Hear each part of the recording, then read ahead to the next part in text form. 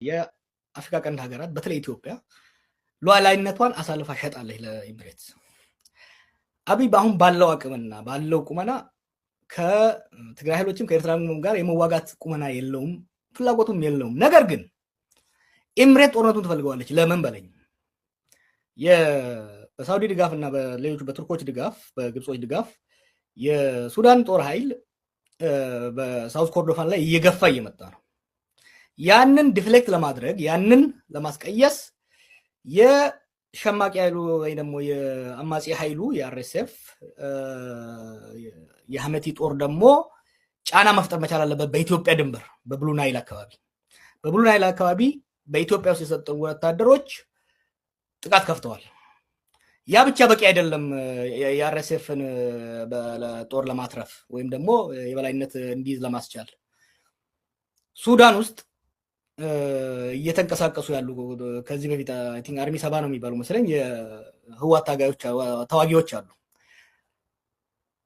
ኢትዮጵያ ውስጥ ጦርነት በማስከፈት አንድ የህወሓት ጦር ወደ ኢትዮጵያ ፎከስ እንዲያደርግ እንዲሁም ደግሞ የኤርትራ ኃይልም የሱዳን ኃይል እየደገፈ ነው ብሎ ስለሚጠረጥሩ የኤርትራም ኃይል በራሱ ጦርነት ተጠምዶ ከሱዳን እጁን እንዲያወጣ ይፈልጋል ኤምሬትስ። አብይ እንደምንም አድርጎ ሰሜን ኢትዮጵያ ላይ ጦርነት እንዲጀምር እየገፋቸው ነው። ይሄ ባለፉት ወራት እየገፉ ነበር፣ ሪዚስት እያደረገ ኳሷን እያንደባለ ነበር። አሁን ግን አርኤስኤፍ ከፍተኛ ጫና ውስጥ እየገባ ስለሆነ በተለይ ደግሞ ሳውዲ ኃይሏን ጨምራ ከመጣች ወዲህ የሱዳን አማጺ ከፍተኛ ጫና ስር ስለገባ ያንን ጫና ለማቃለል የግድ ኢትዮጵያ ውስጥ ጦርነት መጀመር አለባቸው።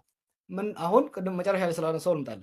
ለምንድን ነው ሰሜን ሸዋ የአማራ ክልል ሰሜን ሸዋ፣ ኦሮሚያ ሰሜን ሸዋ፣ ወሎ ላይ ሰሞኑን ኢንተርኔት አጥፍቶ ከፍተኛ የአየር ድብደባ እየተካሄደ ያለው?